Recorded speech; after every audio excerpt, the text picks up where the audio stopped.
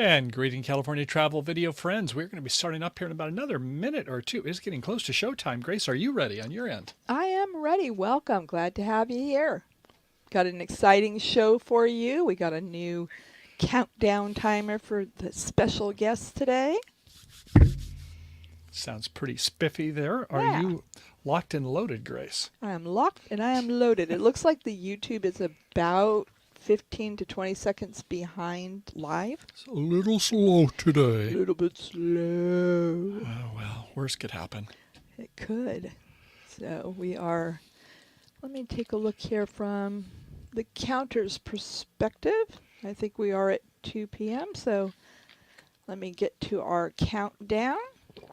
You are counting down. We are getting ready to leave the launch pad. Alrighty, so we will be back in just about 30 seconds. Until then.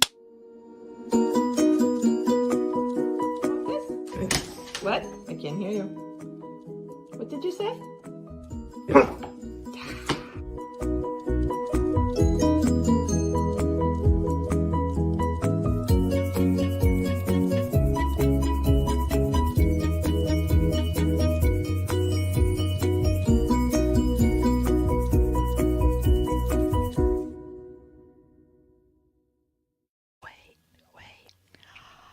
Hello, we're back.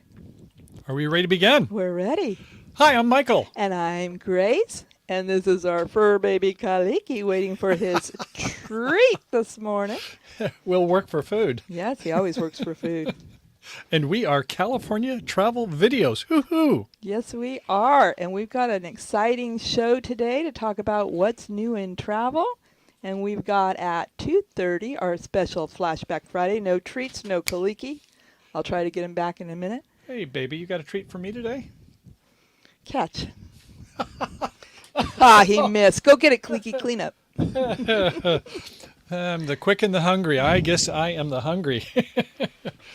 Exactly. So, are we ready to jump into the show? Yes, we've got a special show today. Okay, we do have a special show, and we have a dozen different topics. I think I've got them in the comments there, so check them out there. But number one. Number uno. Google Earth.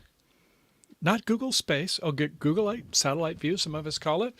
But yeah, there's something happened in the tubes this week up in Canyonlands National Park in Utah.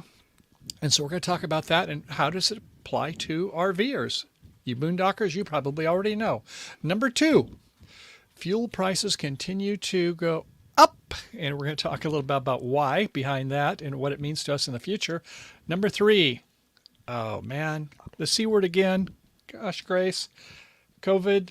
No, not that again. Oh, wait, what's going on with Kaliki here? Okay, go ahead. She likes to put food on our head, and then when we're obedient enough, then she lets us shake it off and eat it. But I don't get any yet so far. I haven't done well so far. Yeah, let's try that catch again. So we're going to do, okay.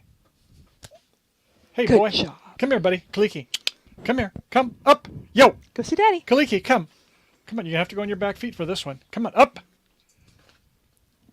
There you go. I think I still have most of my fingers. Oh, you can sit behind us, too. Okay, so COVID anyway. 19, we've got some more things. Not that we like to speak about this topic, but yeah, now that the vaccine's kind of starting to get ready to be launched, and that has some effects on the economy, on travel, and the like. So, yeah, we're going to talk about that for a little bit. And then our Canucks, our Canadian friends up north. Eh? So we're going to talk about what's going on with the Snowbirds. Topic number 5 at 2:30 precisely, California time. Grace is going to talk about... We are going to talk about the Flashback Friday. Stay tuned. Flashing back. No flashing, just flashing back. Number 7, Thanksgiving holiday travel. What has been our experiences? And we'd like to know about yours too. What's going on with your travel? But it wasn't what I expected, so we have some things to talk about there. Number 8, Black Friday. I think that is today. Is that the day we spend our money? That's right. It's the day we stimulate the local economy. Hello, Granny. Good to see you. And welcome, Traveling Granny. Good to have you here today. Hoo-hoo.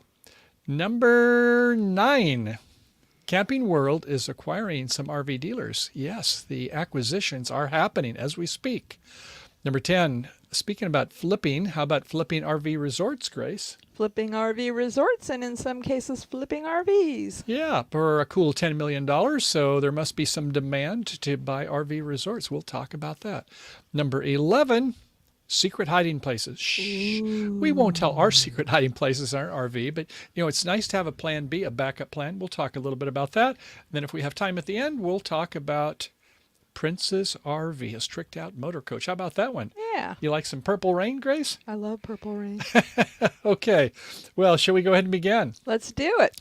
And if any of you out there in RV land or not, if you just happen to be interested in travel and enjoying the journey, as Grace would like to say, we're going to talk about that today. So, Or enjoying the Huskies and traveling Granny, because I know she likes the puppies.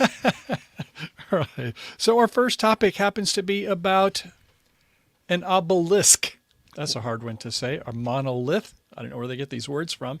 But Grace, tell us about our last show that we did and how the obelisk fitted in at Bennington. Well, the obelisk is to represent generally a battle. And so our last video was at the Bennington Monument in Virginia. It starts with a V. Vermont. Vermont. Here's So to Vermont. you can see that on our video 2 back, because we do have one since then. And then Michael will tie that into what Google Earth saw. That's right, because this week has been exciting. There were some government people at the Canyonlands. This is kind of up there by Arches. Maybe a lot of you know of Moab. But this is in the southeastern portion of the state. And they were doing some aerial reconnaissance. What were they looking for? Sheep, bighorn sheep, to kind of do an inventory. How are the bighorn sheep doing? I don't know what kind of government contracts they get for that, but it's pretty good duty if you're flying around in a helicopter. Although I would think that would make the pilot maybe want to go to sleep. He's probably not allowed to look because you don't want to be counting sheep and going to sleep if you're flying a helicopter. That's a good point. And one of them said, hey, I see something that's metallic, that's shiny. It looks like an obelisk. It looks like it could be 2001 Space Odyssey. Is it the aliens? Which kind of got the controversy going. But the word got out. I guess when they got back in and they were talking to their buddies about it and they got it around in the city, next thing you know, it was out on the internet. And let's see, who was it? What was the person that was the sleuth on this? I'll get his name in a second, but there was a person who likes to spend a lot of time on Google Earth to take a look at different features of the topology. And he thought, I think I'm going to try to find this place. I don't know how many 100 square miles he had to look going through quadrant to quadrant, but apparently he thinks he found this tall object which had a shadow which didn't fit in the middle of the desert. And so he posted it on the internet. Next, it went on to one of the forums that's popular out there. And then next, it was over the internet with everybody. And they had all this speculation about what this obelisk, this bright, shiny object was. But I don't know if any of you have seen that out there, but it was pretty exciting. And so here it was, Austin B. Grant. He made a tweet on it.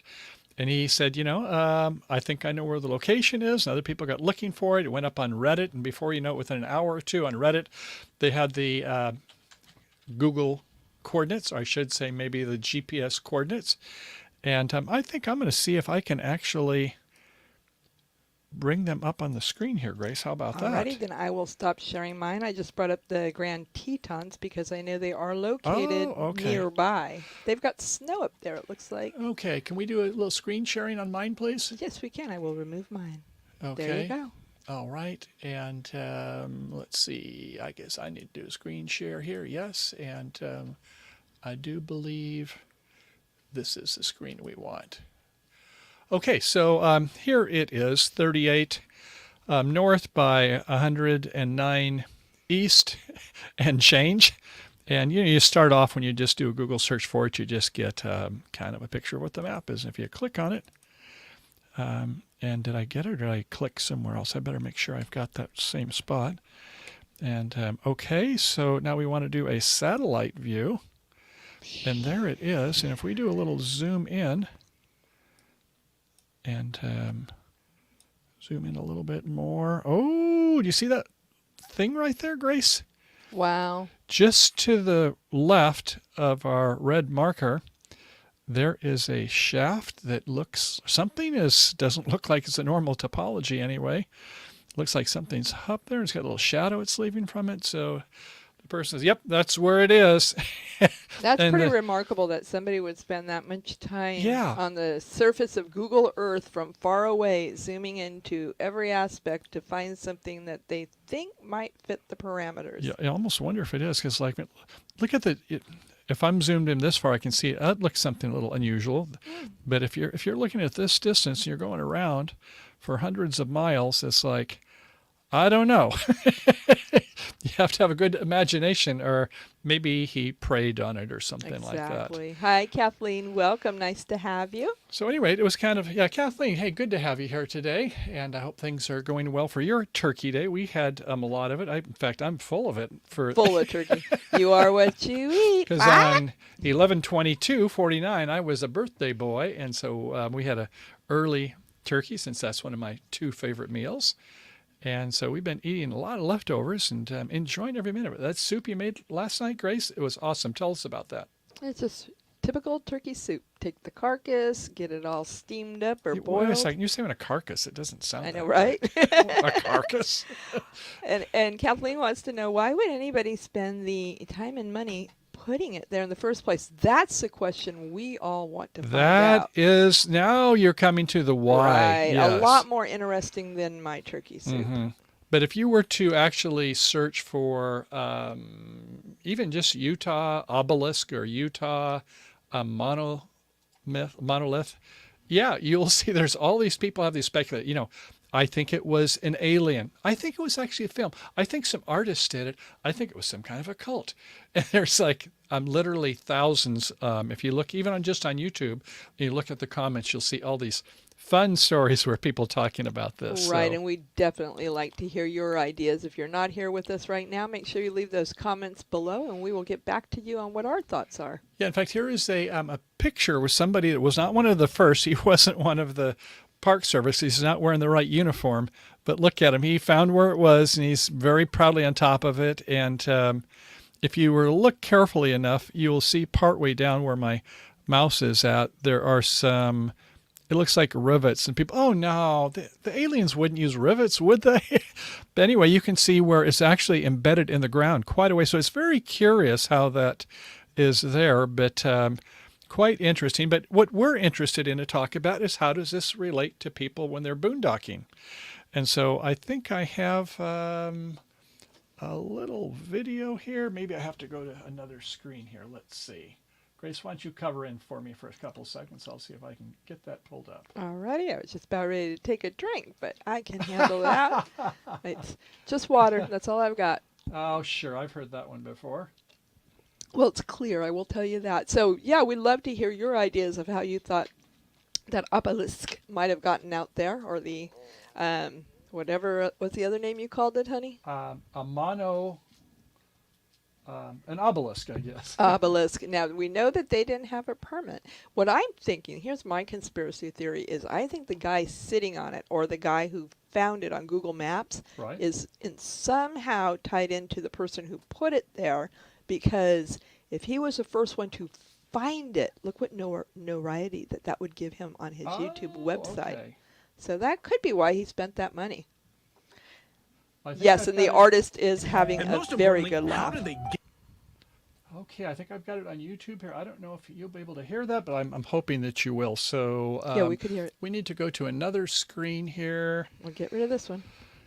And I think the MSI laptop screen, and Mr. Michael, you're a little bit too big there, so let's get you in a small corner. Get down where into you your once corner. belong. No one puts baby into the corner. Oh, look at this. It's backwards, but that's okay. That'll be fine. Okay, I'm going to go ahead and hopefully you can hear this along with us. Get it here.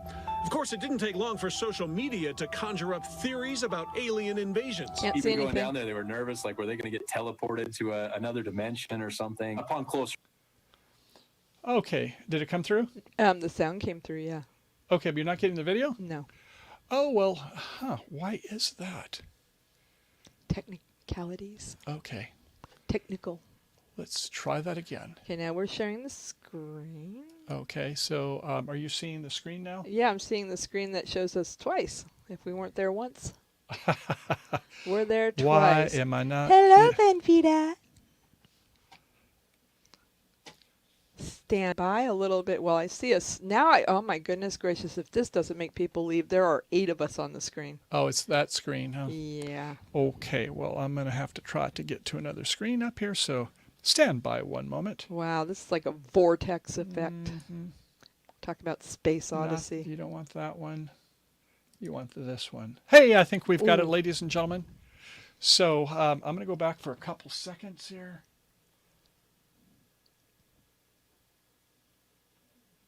Here we go.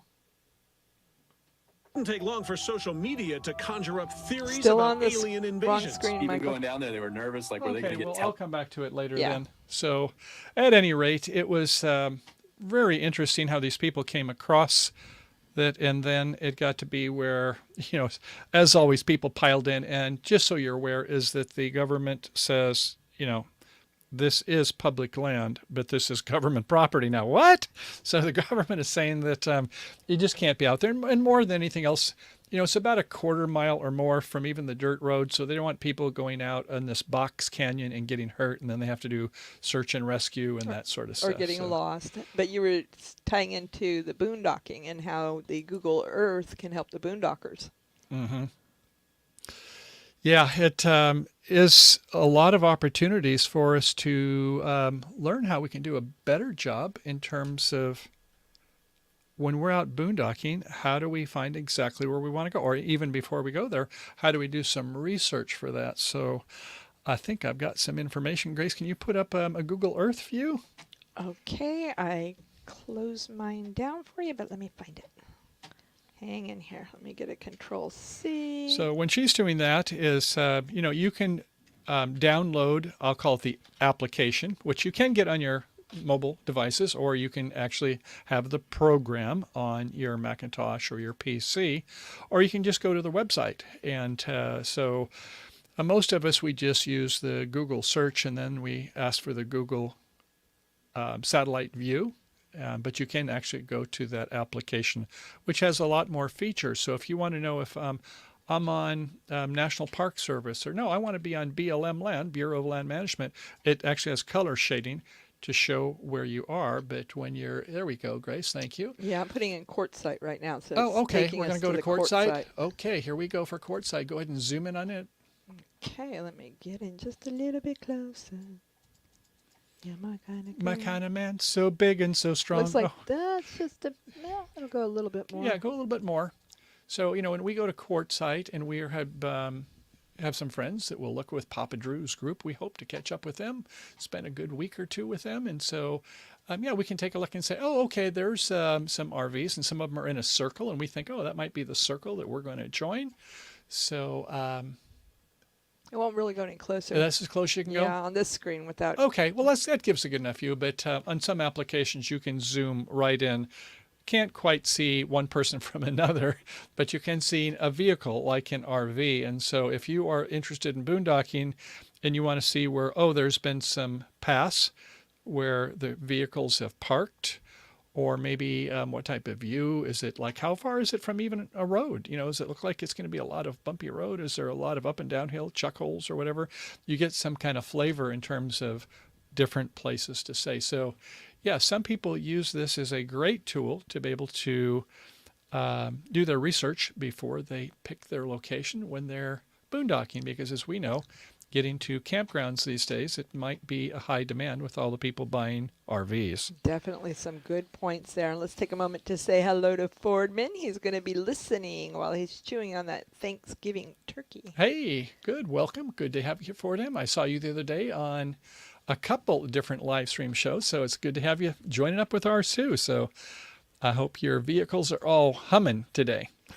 Kathleen's asked, are you familiar with Vermilion Cliffs National Monument? Yeah, I certainly heard of it. We have Utah? not been there to them. We didn't spend as much time as we would have liked to in Utah. We were at the southern end on the way going through Wyoming on our 90 days around the United States. But we wanted to go way up north to the very north end of the state to see the Hiawatha Trail. We would Can't love wait to for take our that. bikes there. It's about 30 plus miles. So, but Vermilion Cliffs, we've heard about that, and there are so many different national parks and even more national monuments and national museums, the whole thing, aren't there? Oh, so many things to see. I think we could do a trip once a year for the rest of our life and only see probably a small percent of what's out there and available. Mm-hmm. So she says Beck's cat herder did a recent video in the area. Oh, that's kind of nice to know. Yeah, we'll have So to check that one out. yeah, that is always kind of cool when you get some of the best in class of what people have found, lessons learned, and sometimes for some of our videos, what not to do. We You know? we need more of those. Michael keeps taking out the best blooper scenes. I encourage him to leave them. I suppose that is true. Yeah, I like the bloopers. So what do we have next on that agenda sheet, darling? Okay, next up is going to be the C word. So let's go ahead and see what we have for what's going on in the COVID world. We didn't talk about the fuel. That was second. Oh, there was number 2, a fuel Yeah. prices. Okay, we won't jump over that one then because we have good news.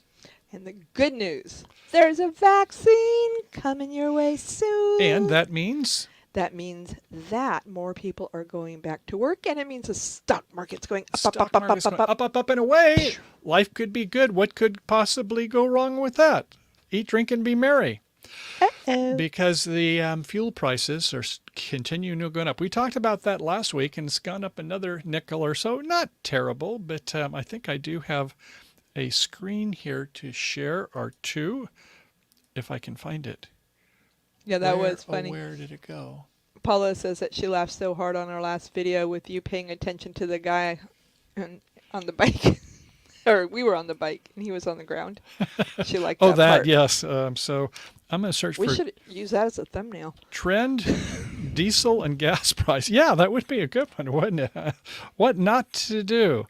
So we're going to go back to do a little screen sharing here. And that isn't the screen I want. That is true, Kathleen. Even if we went once a week, we wouldn't see everything. We should have started this when we were 12. Absolutely, yes. So has anybody been anywhere exciting lately or have any great trips on the horizon while Michael finds those fuel prices? So we talked about the good news. And with that comes the bad news. I think we found it. Okay. Go ahead. Which is gasoline prices are going up. And diesel also. So here we go. So diesel prices closely followed oil prices.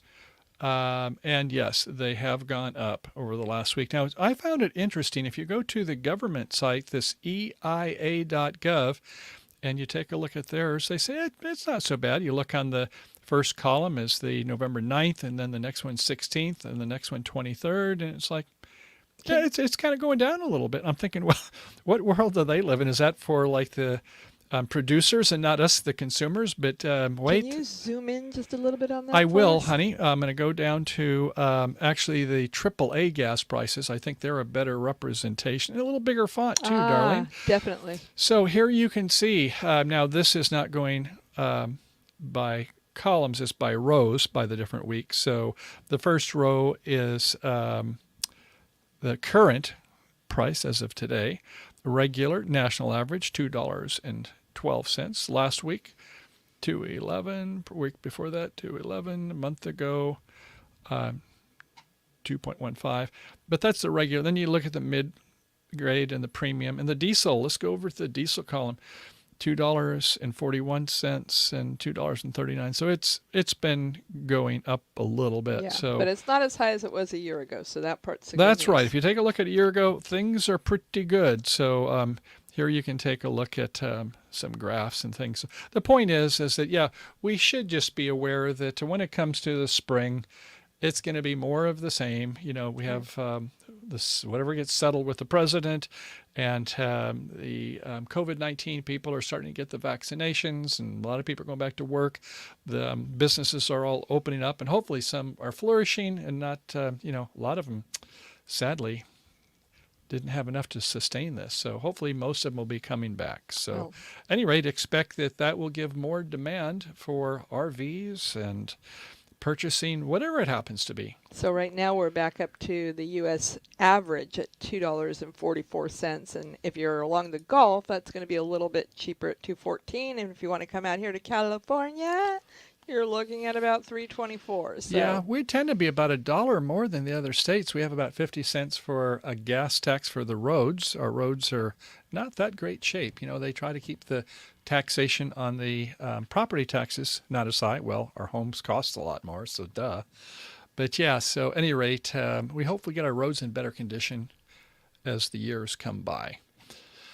So, okay, so the C word. Now we move into that C word. Yeah, so actually we're going to take a look at yet another graph, I think, here. But I want to look at a hot map here. Let's go to John Hopkins COVID. And while you're looking for that, Granny shares that she was just on a fishing trip in Florida, and their gas was $1.85, cheaper than Atlanta, Georgia. So that was really nice. $1.85. I think I would gargle and wash with it for $1.85. No. That is like affordable. Will it cure COVID? Moving into our next topic. Okay, I have a map here, and I don't know if I can do a screen share here. Screen share, yes, show screen, and this one coming up. So, by colors, by the color, not by the number, by the color. But if you take a look at the United States, you can see that the purple is worse than the dark orange, is not as bad as the light orange, and the white are best of all. So you can see that up here in the we love Minnesota. We're going to talk about them a little bit later. And the Dakotas are having some problems. And then you get down to some of the central states. It's not peachy. In fact, over there by Chicago, over by the Great Lakes, I can see they've got some dark numbers in the northern part of Florida and Georgia. And then New Mexico is really having a problem with it. And then look at us where we're going, Grace. Is this California? Is purple down here? Okay, it's the California part of it there. So you can see where you can look by county. So, down by Yuma, it's not great down there. So, if you're thinking about traveling, is look at the Johns Hopkins site and go to the U.S. map, and then you can drill down. But, it may mean, as we're going to see a little later, that it makes it difficult to get a place to stay. There might be state restrictions in California. Our governor said 10 p.m. to 5 a.m. You are in curfew. Sounds like we're teenagers, doesn't it? Unless you're going grocery shopping. Yeah, if you're going grocery shopping or, exercising. I don't know, they have some things where, exercising at 10 essential p.m.? services. Yeah, something like that. So there are restrictions, and then you look at New Mexico. If you're coming through New Mexico, they've got a 2-week shutdown right now. Yeah, I guess at the state parks, they are going to do a revisit in a couple of weeks. But they've been having some problems there, I guess, with their numbers running high. So they're trying to take some countermeasures. And some of these, like you hear about New York, where they're saying, or is it New York? No, it's Pennsylvania. No alcohol served. It's like, what? Exactly. In the bars, I guess, because, high contagion areas is they're trying to do what they can. Yeah. With that said, though, over the next 2 weeks, it looks like the state parks in New Mexico are not allowing anybody out of the state to come in. Yeah, I think some of them are actually saying, well, if they're taking some mitigation factors, they'll let a 25% occupancy rate. So, Which is they're very trying minimal. to be reasonable. Right. But so if a campsite only has like 40 spots and they're only letting in about 10. That's, not so good. And they're probably going to charge you multiplied by 4 to make up that difference. They That's can't my do guess. that. Oh, yes, they can. Oh, the state. Oh, not the on the state. Oh, Sorry. come on. You're right. Product and demand is only however, for free marketing. I just want to say COVID-19 be damned said, guess who? What's the biggest national park? The biggest national The biggest park? one? The most popular with people?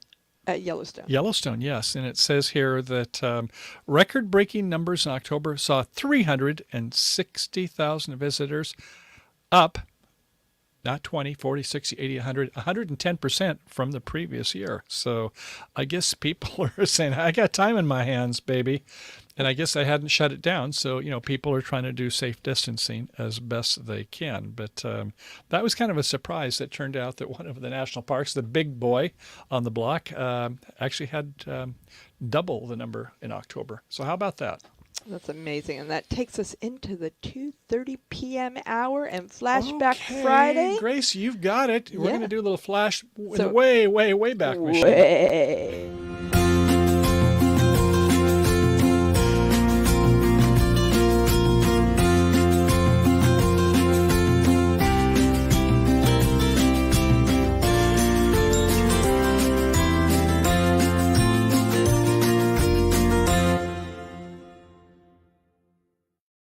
Righty. So there you go. That was That was good. 400 years ago in travel, and we wanted to talk about how today, in a way, you think about 400 years ago when they boarded the Mayflower and set sail for the New World, that they were all going to be boondocking, and they didn't even really know where they were going. They didn't have, maps, or they didn't have encyclopedias that told them about the different places they were going to be or the people that lived there. So you can imagine the provisions that they made for themselves at that time period. Can you even fathom being a traveler 400 years ago? 400. Like a Man, full-time RV. I can hardly remember that day 400 years ago. Right. I wasn't there, but I am one of the 10 million living descendants here in America of the Mayflower Child, and 35 million throughout the world. So if you are a Mayflower Child, make sure you hit the like, the subscribe, and stay tuned because we've got some other videos to show you on that. 10 million. 10 million. I'm one of 10 million. They didn't break the mold after all, honey. Well, if it was 100 million in the United States, it'd be 1 in 3, and there's roughly a little less than 400 million. So, yeah, you're kind of in an elite group, honey. I am in an elite group. So also in that little video clip, I did want to take a moment to talk about the Plymouth Plantation, and that is near Plymouth, Massachusetts. Can you say that 3 times fast? Plymouth Plantation. Yeah, and they are open now. They had a huge plan to bring back the replica Mayflower 2. But of course, with the COVID and everything else, those plans kind of got changed some. But they are open. They are doing tours. We do have a couple of videos out on the, it's called Plymouth, but it's spelt differently. It's Plimoth Plantation. So if you're in that area on the East Coast and you get an opportunity to check it out, I think you'd really enjoy that. For the Plymouth Plantation plans. Peter Piper picked. Peter Piper picked a plantation in his plot. Yeah, so anyway, it is an amazing day when you get there. We tell you, we were slayed away by the people they're doing period acting. So, so if you cool. want to go up and talk to some of the Indians, and they're maybe, 16 to 20 years old, which, hey, a lot of them were that age, if they made it through the viruses that the white man brought and also the fighting and things like that. But, they give you a wonderful tour, and then the women and cooking the meals and things like that. They're doing their way of life. They're living there as they lived. And so the natives are actually hollowing out trees using fire to make their canoes. And they're cooking, and then they've got the huts up with all the furs and the trappings, and then the pilgrims are doing what the pilgrims were doing. So if you get that opportunity, it is like walking back 400 years ago. It is incredible. And I would say that they have something in similarities with our RVers. What's that, Grace? They are full-timers. That's right. I mean, you think if you were saying, I'm not so keen on what's going on in England, I think I just as soon. I'm hearing good things over there in those colonies. Let's go for it on the Mayflower. I'm going to load up. That's taking some and you obviously you got to bring all your belongings with you as best you can. So, that was really quite a story, wasn't it? It was. I hope you guys enjoyed it. We really enjoyed our time there, and we wanted to share that anniversary with you on our Flashback Friday. So, coming up next, my darling. Okay, we're going to go back to item number 4, and that is the Canadian Snowbirds. Eh? Ooh. So they're still kind of stymied. The borders are still shut down. And I guess it's the latter part of December. I think I've got a date on it. December 21st is when the government's going to do a review to see if they can relax some of the rules and let people get across. But Living Light RV is part of the Popper Drew coordination group. And so they right now are saying, hey, well, we'll go to Plan B. They're going to fly down, rent an RV in, I think, California. And then head down to Quartzsite from there. So that's what some people are doing. Others are saying, I've got a workaround, a plan C. An expensive plan C.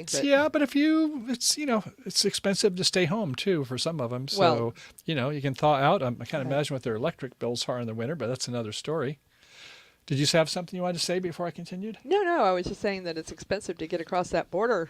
Yeah, it's not expensive if you go in a car, but if you can't take an RV across, the workaround is to have it on a tractor trailer, be brought across from either Seattle or by Quebec for about $1,000 and pick it up on the other side. And that's considered, I guess, essential right that way, and then for at least the way the rules are now. So the truck takes it over, but the people still have to get across the border, and they're doing that. How long is the flight? It wasn't very long at all. Well, I mean, if you're doing it like from Vancouver to Seattle, it's only like 5 miles. You don't even have to take a flight. Yeah, but that's how they were getting across. A lot of them were doing the plane. But you could drive across. That's what I don't think you can, honey. You can't just drive across the border right now.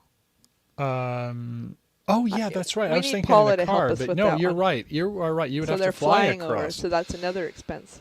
Ah, boy, such is the case. But anyway, so that means is that there won't be as many down at Quartzsite or the Snowbirds this year. So that demand that comes up from the people up there, a lot of them are going to have to just stay back in Canada. So they're, seeing a lot of their native provinces, which is fine too. Good for them. Alrighty, and what is happening in traditional travel this week? Okay, I can skip the rest of the things on that last topic. We're going to go to Grace wants to keep this ball a-moving, traditional travel with Peter Greenberg. I don't know if you subscribe to his website and then get free emails every week, but it is interesting to see what's going on for the non-RVers, the cruise industry. Yeah, it's been a tough life for them for the last 6 months, and President has been using his staff and cabinet to try to get the economy going. So they have decided they would work with the CDC and together come up with a plan. And in January, they're going to start doing some test cruises, 3 or 4 days. Most of these cruise ships are all at their home ports. And so they're going to do just some kind of shakedown tours, and the CDC is going to make sure everybody is safe, has clean noses and the like. And so I guess they're giving some tremendous deals for those who do want to travel in January. And then towards the spring, it's going to be hopefully opened up. But that'll be good if they can get that industry going. And also Boeing up there in Seattle area, they finally, after almost 2 years, 20 months, they've got the 737s can go up in the skyways again safely. The FAA has given them approval. And so what does that leave for a state that gets hit worst? Well, that would be Hawaii. Yeah. And Hawaii is it's been a ghost town there. So, yeah, that's meant is that some of these hotels, they first shut down some of the rooms, a wing, and then the overall hotels, which has been very sad. But the golf courses, it's kind of like an arboretum, they say. You don't see anybody on the golf courses.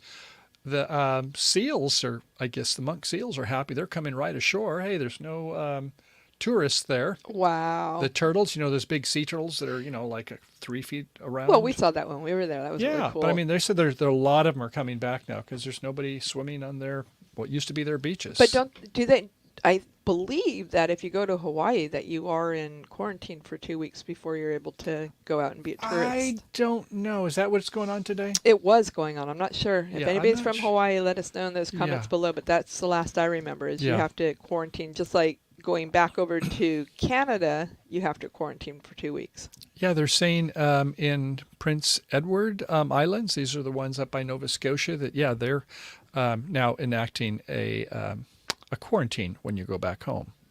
So there you go. And then you had something when you were talking about Vegas, and I really liked that. Michael said the standard rule does not apply in Vegas right now because what happens in Vegas She's taking away my punchline. stays in Vegas, which in this particular case, it may not. Oh, honey, you always get the good things you take away from me. Doggone it. Her line. Yes, so the COVID, Have it's to supposed quit. to stay there too, which isn't always the case. But that is the number one tourism spot, if you didn't know, for Hawaiians is to go to Las Vegas. I can see why. You're kind of like cooped up in the islands. I used to interface a lot in my job with Hawaiian Telephone Company, and yeah, that's where they like to go. What is the national wine in Alaska? Not going to say it. I'm not into puns. That's you can definitely have that one, Grace. I want to go to Hawaii. I like that one. Anyway, so the cruise industry is starting to get going. The airline industry, like flights that go on American Airlines from east to west coast, they used to have 10 flights a day. They're down to 2. Some cities are not even having flights to them anymore. So it's been tough, and it looks like in the next quarter they will be starting to fire up again. Yeah, it's always sad. Traveling Granny says that they had plans to go to Hawaii, but they had to postpone them.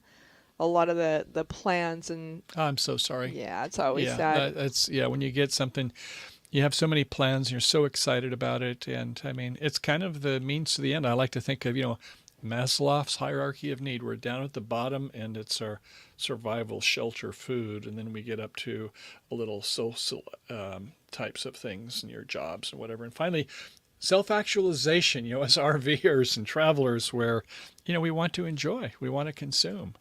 It's hard when we can't, but it'll be turning around soon. I do find, though, that Peter had the 5 most expensive cities, and the 5th was a tie between Osaka, Japan, and Tel Aviv, Israel. Osaka? Osaka. I want to go to Osaka. Yeah. 4th most expensive is Singapore, quite a city. And then there's a 3-way tie, or close enough, for 1st, 2nd, 3rd. Do you think anybody in the United States? No. Paris, Hong Kong, and Zurich.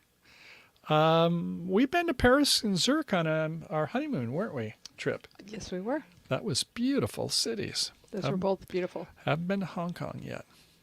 So in the United States, closest would be number 8, New York City, followed by Los Angeles in 10th place. I don't buy that. I would think it would be San Francisco, but anyway, that's what they say. Disneyland, my love. Disneyland. We're all kids at heart. $300 a day or whatever it is. Oh, those tickets are expensive. Yeah. They've gone way up.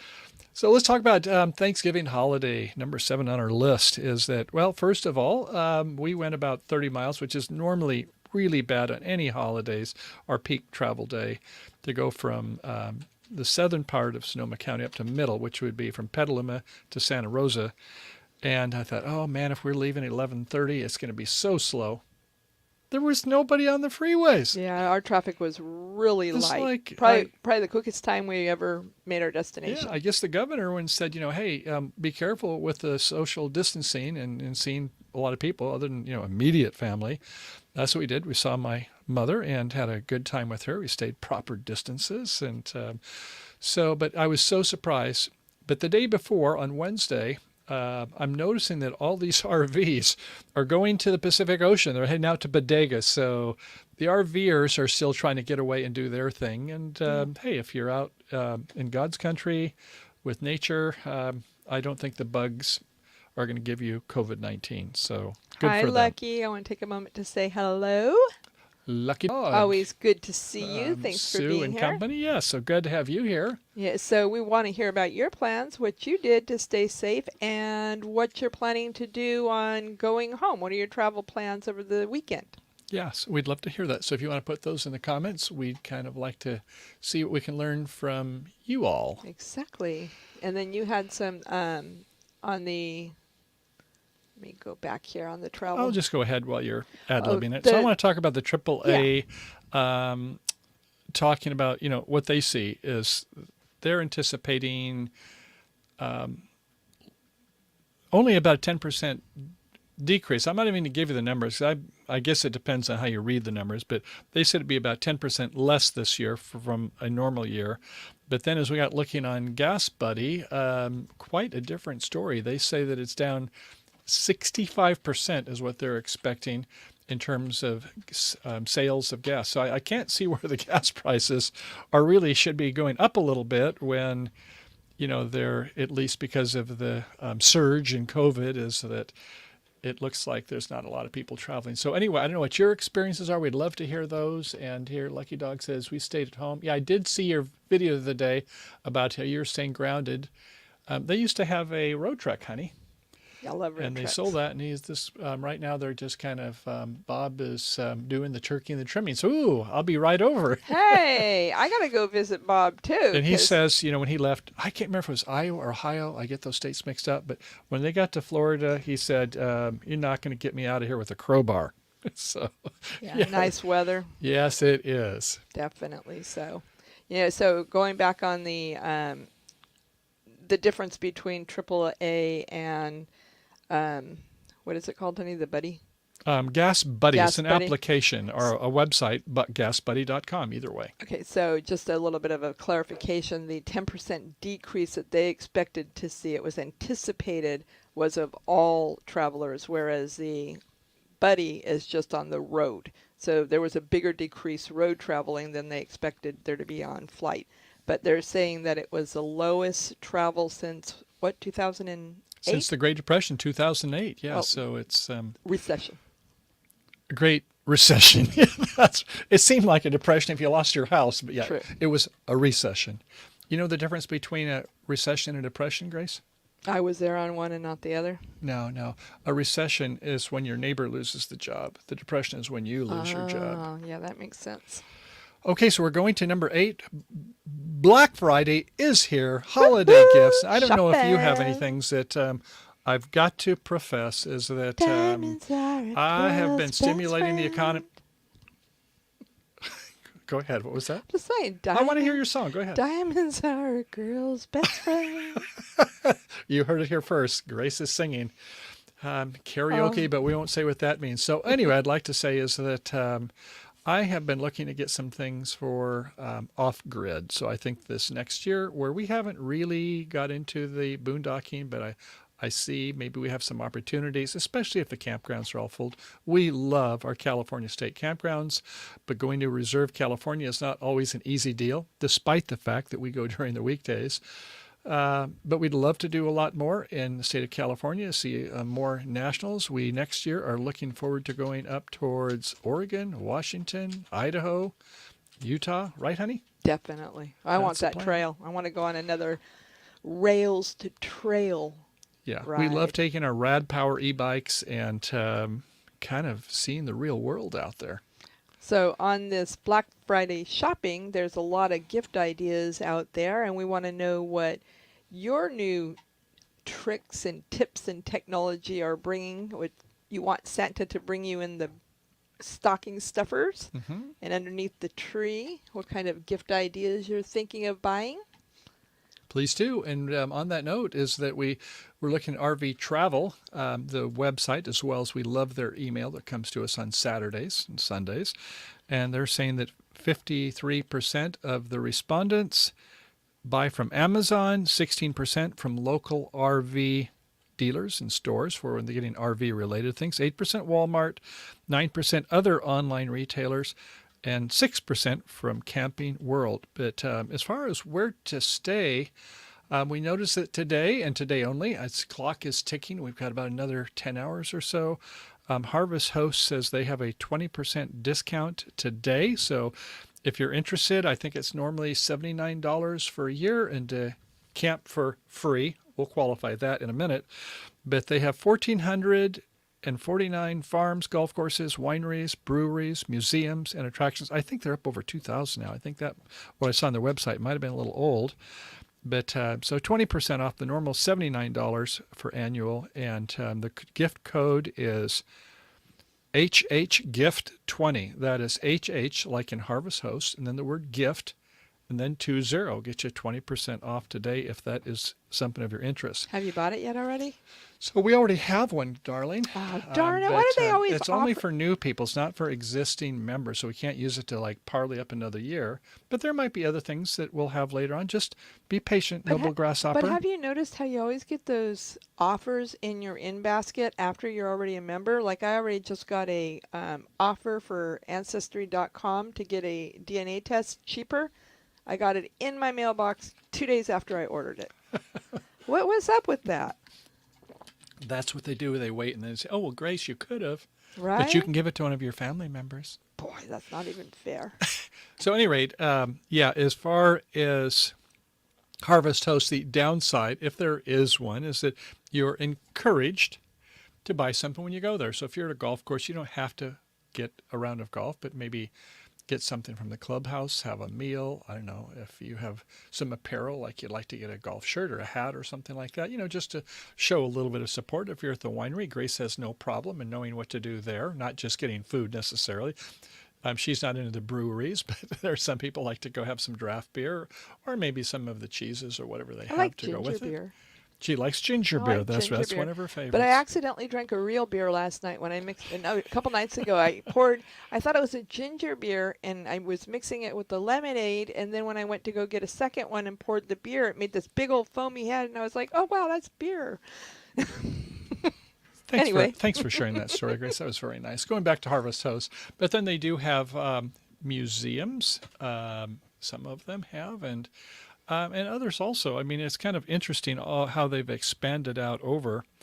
And so you would, even attractions is like, what? You can stay at a place where they have attractions and spend the night for one night. They encourage one night. It might be that you can say, hey, do you mind, may I stay another night? And they say, oh yeah, sure, that'd be fine.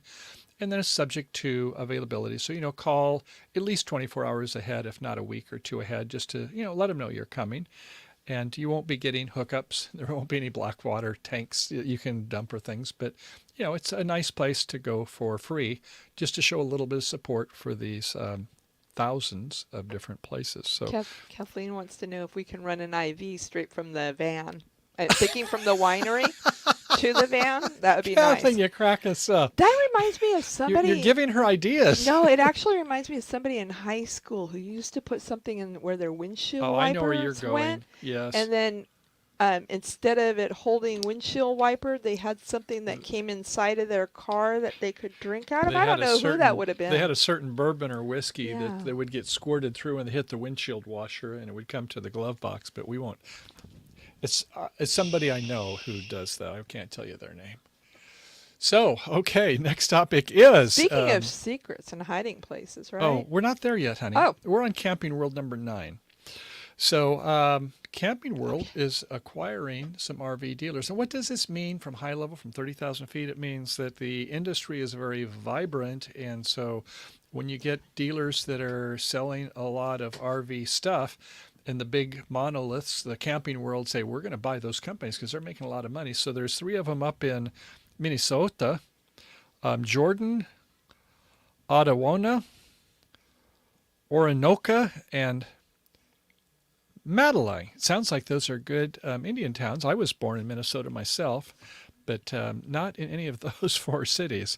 The land of 10,000 lakes, and I got to tell you, it's flat as a pancake in most of the state. So whenever there's a north-south road, about every section, about every mile, and across this east coast where there's one, and at the intersection, there's all these little small cities, and that's where I came from. 4 corners. So anyway, the point being is that I think this is good if you're interested to know is that, sometimes you're interested in something and it's kind of like, it's not emerging, it's reached its maturity, but it looks like for RV is. And speaking of which, out in Monterey area, I can't think of the name of the place. I may have a note here on it, but one of the RV resorts was bought for $18 million, had it for 2 years, and sold it for $28 million. They added, Wow.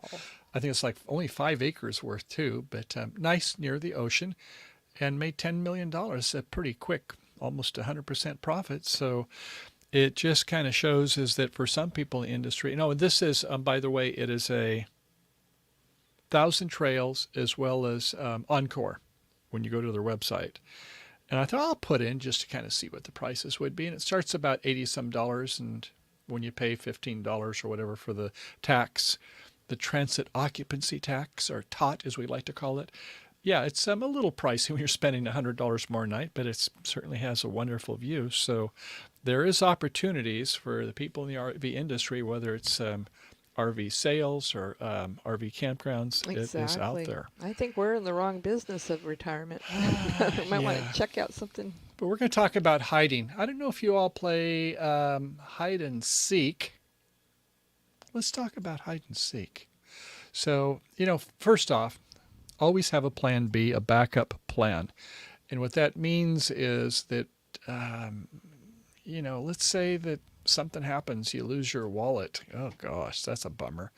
Or you just go someplace and they're not going to take credit cards or That even happens. ATMs. And so, you want to have some cash, if not on your body, hidden away somewhere. And I'm not going to get into all of our places, or I don't really want to necessarily know yours, but it's good to have a place where you can have access to, valuable documents, maybe expensive jewelry, money, whatever it happens to be. And that could be somewhere outside of your RV.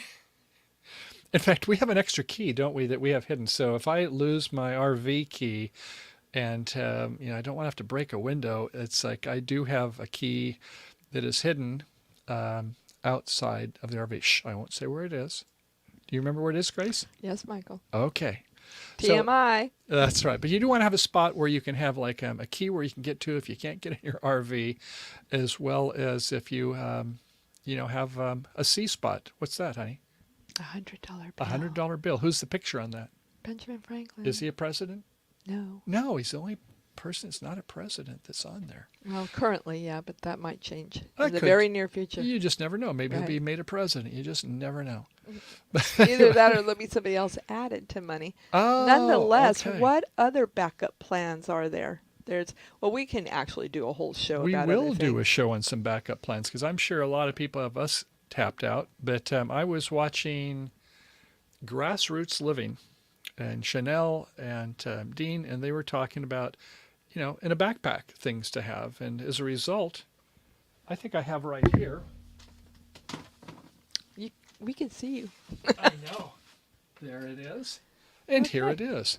So it's Well, something on a it's nice green. emergency survival blanket, but it's not a cheapo. I think it was about $17 or $18. It's sturdy, and it has reflexive material. It has enough for almost to be a sleeping bag. They're going to give it to Grace. I'm going to take it so that the green screen doesn't block the writing. Oh, thank you, Charlie. I forgot. Oh, there that. you go.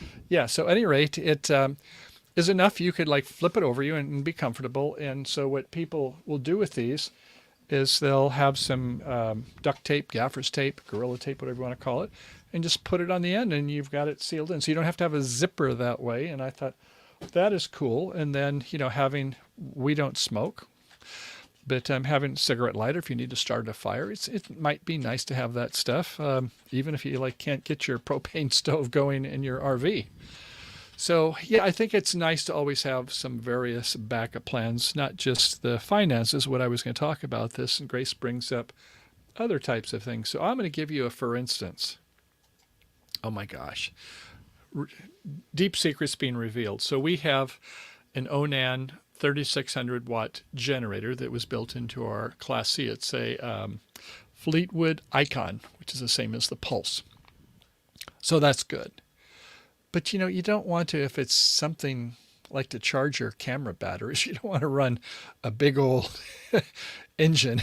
It runs on propane.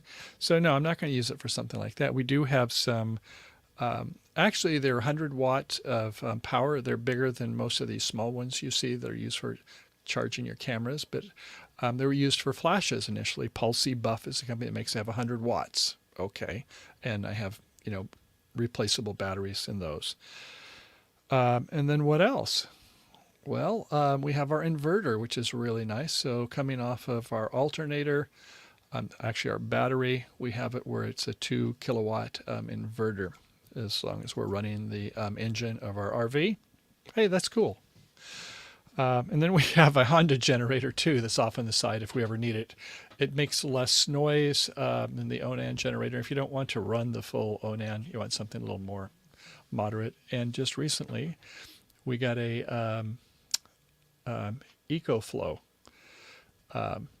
inverter, which has built-in power pack, 800 watts. So we believe in having backup when it comes to having our power, don't we, Grace? Well, you take care of the electronics, I'll take care of the wine. And the meals. And Keep us fed. right. Keep us fed and keep us happy and merry. And so we've got just a couple of minutes left of this show, and we're going to, in closing here, share a screen and talk just a little bit about Prince's Purple Rain tour bus is headed to auction. Who's Prince, honey? Prince is the singer of Purple Rain. He is the singer of When Doves Cry, Raspberry Beret, lots of wonderful, wonderful songs. And whether you like them or not, you have to admire people who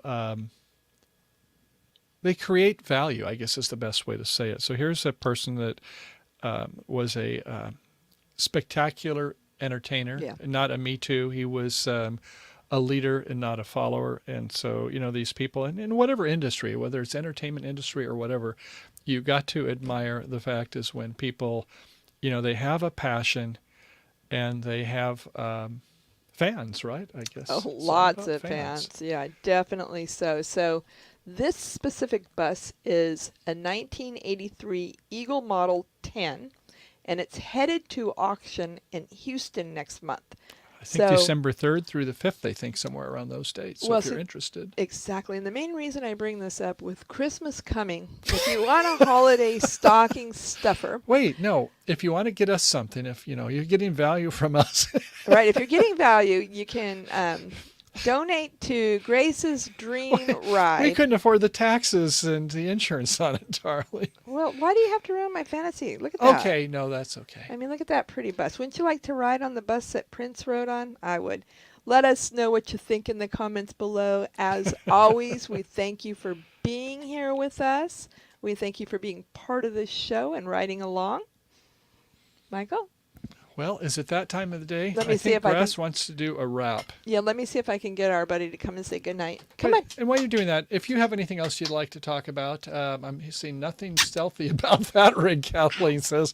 How true. Right. Yeah, so Let's go. You are right, is that that's kind of when everything's purple in it too, by the way. So you got to love the color purple, which I do. I like, although I'm never sure if it's purple or maroon or my... Lexus, they call it wine is the color. It's like, okay, so we're going to get your buddy there? I'm trying. I don't have a tree. I don't think I don't need that I anymore. don't know. Can you say goodbye? You want to talk to me? Say, huh? You got something to say? What do you want? Well, I'm going to take off my earphone here. I'm going to make an attempt to bring him up because Grace has a little problem with 80 pounds. Yeah, I can't lift 80 pounds. Okay. Kaliki, So. come here. Up. Come. Oh, you're going to try to get him up there. No, come here. Come on. Good. Yeah, he's not too cooperative today. Come on. Don't hurt yourself. There he is. Look at that, the Golden Gate Bridge dog. There we go. There's my boy. So if you love Kaliki, hit the thumbs up. Make sure you hit like. Says, why are you doing There this he to me, is. See, Dad? he looks so beautiful. His ears back mean that he is in a submissive mode. Isn't that wonderful? He's a good Give me a boy. check. Anyway, from Michael, Grace, and Kaliki, we thank you so much for being here. As always, happy trails to you. And we'll see Until we you meet on the again. flip side. And Bye-bye. Kaliki, happy trails to you until we meet again. Thanks for being here. Peace out. Bye for now. Bye-bye. What breed is he? He is a Siberian Husky woolly, which means he has extra hair. I don't know if you can tell on my shirt, but he's lost a little hair. So what I do, though, the feature is you just kind of move it up north, and so I've got plenty of hair that way. But yeah, he is a Siberian Husky woolly. That means he comes from Russia. No, he came from Alaska, actually. And so in our post show here is that he was a rescue dog. We've had him for a better part of 5 years now. And he's been a real delight. And if you are interested in learning more about him, once you get to the California Travel Video channel on YouTube, use the search box on that page and search for Kaliki, K-A-L-I-K-I, Kaliki, which comes from, I think, the Hawaii. Bob Hope, Molly Kaliki. So anyway, he's a good boy, and we're enjoying him. So Grace said, I must have this dog. And it's like, Arctic dogs? I don't think so. I've had a lot of dogs in my life, and I consider myself a dog whisperer, but really an Arctic dog. But he's been great, and so he's my primary form of exercise because, in about another hour, he's going to say, hey, buddy, it's 4:00. Let's go on our walk. So anyway, so that's it with us. Thanks again for being here. It's been a great show. And until next week, Bye again. Happy trails to you. Bye-bye.